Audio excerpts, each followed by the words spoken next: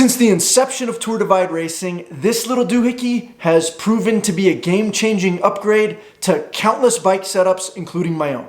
In fact, I've kept one installed on Sunny over here for the last 7 years and thousands of miles. And even as so much in the bikepacking world has evolved around it, it somehow manages to stay relevant, and it's called upon by more and more riders year after year. The purpose of the Fred bar can be boiled down to this: maximizing comfort and reducing fatigue while you're slumped forward in your aero bars. And since a massive percentage of all Tour Divide racers have aero bars mounted to their bikes, and you wind up spending countless hours perched in the aero bars, taking off hours in the saddle for days on end, that critical body position should not be taken lightly. For lots of cyclists, the first thing that comes to mind when you mention aero bars are World Tour cyclists wearing space-age helmets and high-dollar spandex and skin suits, getting themselves tucked and contorted into these crazy streamlined positions. To be clear, when it comes to bikepack racing, aero bars are not primarily about being aerodynamic. Sure, they'll help you break through the wind a bit, and they will definitely increase your pedaling efficiency, especially at higher speeds through flatter sections, but that's just an added benefit or kind of a byproduct of why we use them. For bikepacking, I'd almost rather call them comfort bars or resting bars. They're more about offering relief from pain and numbness in your hands and wrists, and adding support and relaxation for your arms and your back and your shoulders. But in order to keep your posture from being too stretched forward and tucked low like the Tour de France time trialist, which would inevitably wind up creating more pain than comfort for us mortals, well, that's where the Fred bar comes into play. Just by looking at it, you can tell that the concept is pretty simple. I like simple. The Fred bar is basically just a mounting platform for your aero bars that allows you to both raise them up and bring them slightly closer to your saddle at the same time. To attach it, you just slide it over your steer tube above your stem, straighten it up, and tighten it down with a single bolt, nothing to it. You might be asking, why not just add risers to your aero bars and skip the hassle of the Fred bar altogether? And that's a fair point, which I'll discuss as a viable option in more detail in a minute. But the risers only bring your aero bars up a little higher, which, don't get me wrong, it definitely does help with comfort. But for many folks, it's not as comfy as also bringing them slightly back towards you. So although every individual setup and stem length and bike fit is of course different, it does indeed seem that a lot of people benefit more from the Fred bar than just risers alone. Over the years, I've met so many people that swear by Fred bars to relieve back pain and other bikepacking niggles, and it's the same for me personally. I find it takes strain off my lower back, and I find it so relaxing to lean into my aero bars every chance I get. My average speed is higher when I'm in that position, and I'm less fatigued, so it's a win-win. As of right now, a Fred bar will set you back 129 US buckaroos. All of the materials used for the Fred bar, as well as every step of the manufacturing process, currently takes place in Colorado. The clamp and the bar are both made of aircraft grade 6061 aluminum, which are welded together and heat treated for strength before a high grade Cerakote finish is applied. The weight as advertised is 4.8 ounces or 136 grams, and this one weighs 138 grams on my trusty little scale. The clamp fits on forks with 1 1/8 steerer tubes, which is the industry standard these days, and the bar itself is 6.75 inches or a little over 171 millimeters long. And you can easily cut it shorter to save some extra grams or make your setup a little more streamlined if you prefer. The overall length from the back edge of the clamp to the front edge of the bar is 3.1 inches or about 79 millimeters, and it positions your aero bars approximately 15 millimeters in front of your steer tube, which, depending on your stem length, will bring your aero bars approximately 40 to 80 millimeters closer to your saddle than mounting them directly on your bars. The bar diameter is 31.8 millimeters, so keep that in mind to make sure they're compatible with the aero bars you intend to use. Since 31.8 is a common handlebar width, it's also compatible with a variety of light and computer and various accessory mounts as well, which is nice for dialing in your cockpit. It's also important to note that the Fred bar requires 5/8 of an inch or approximately 16 millimeters of stack height to be installed. This means if you don't have at least 13 or 14 millimeters of steer tube showing after installing your stem, it's not going to work. If you order one and you realize this later on, or if you're not sure, according to the Fred bar website, you can return the bar within 30 days, no strings attached. Before I dive into some tips and pros and cons, I do want to touch on the history of the Fred bar for a bit and the pedigree it has on the Tour Divide.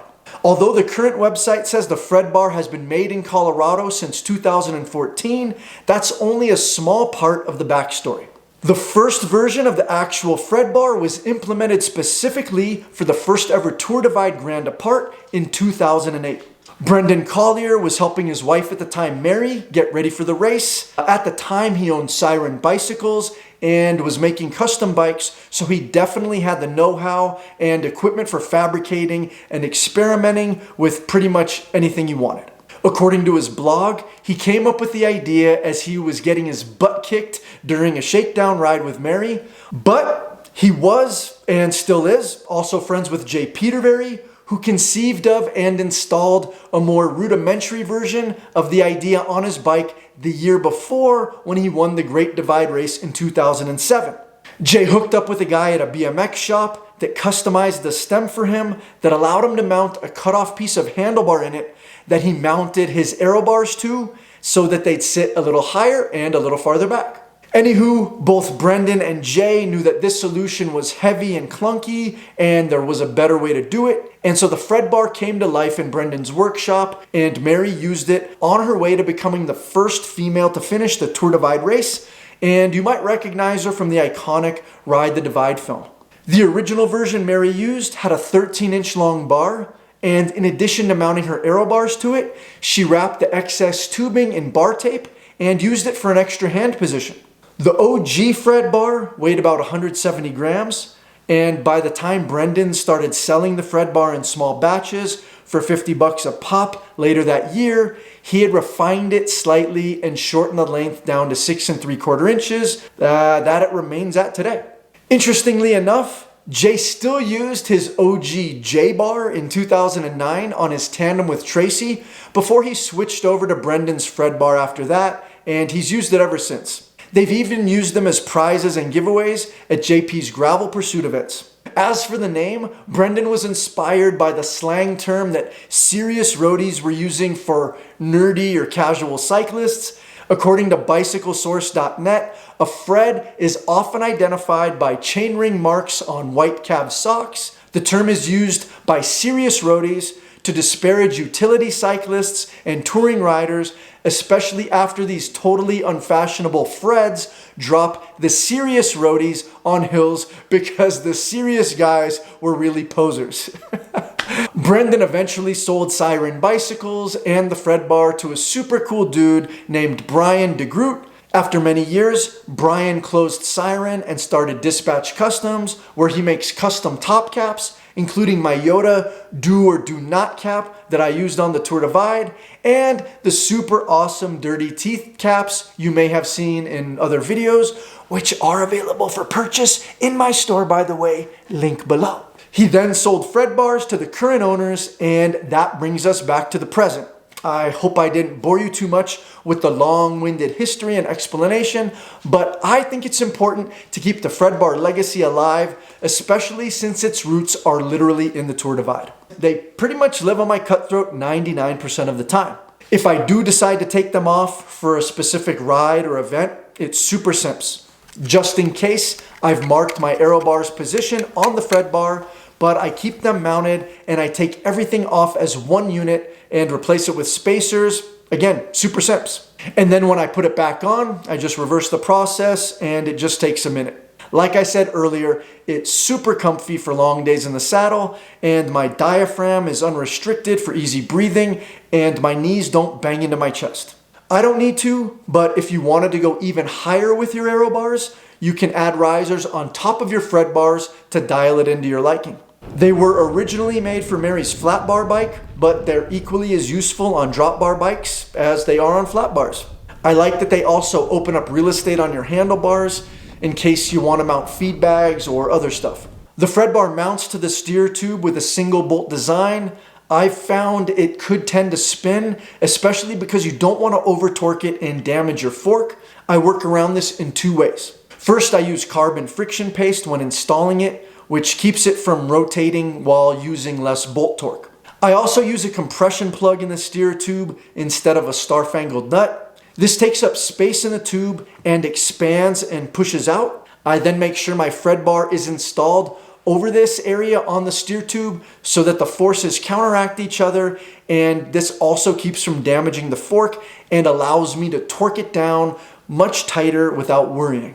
Since I started doing these two things many years ago, I no longer have issues with it spinning. But I still would not recommend using them like handlebars or steering your bike with them on technical terrain or going over a pothole while holding on to them at the last second, as you could potentially pull them loose or loosen your headset. One potential downer, like I said earlier, is that they take up 16 millimeters of stack height, and not all bike forks come with that much extra, so your best bet is to start with a fork with an uncut steerer, which isn't always an option for everyone.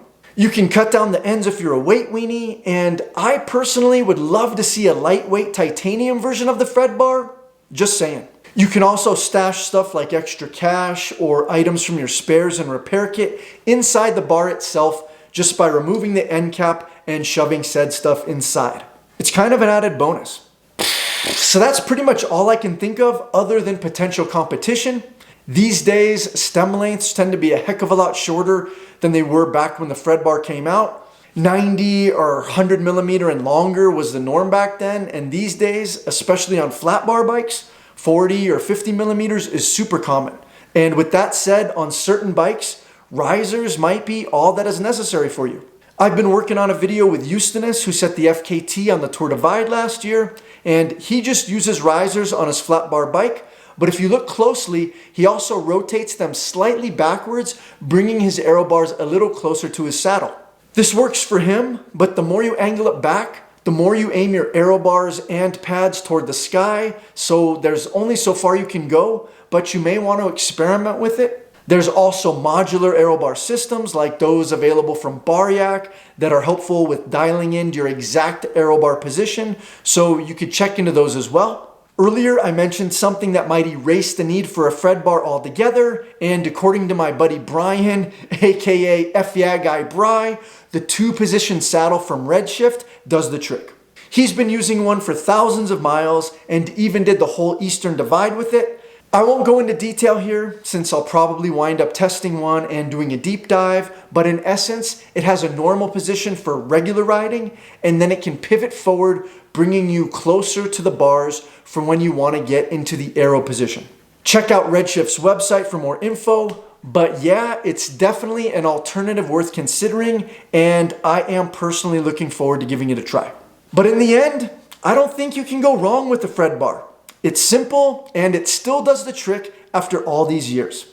I hope this video gave you a bunch of objective info, and if you have any questions or comments, please leave them down below. As always, please consider sharing, clicking the like button, and do subscribe if you haven't already. I really appreciate it. Thanks for hanging out until the end, and until next time, ride bikes, give back, pay it forward. Thanks so much for squeezing dirty teeth into your busy schedule. Please help us reach more people and ensure you receive new videos by giving this video a like, subscribing to the channel, and clicking the notification bell. Until next time, ride bikes, give back, pay it forward.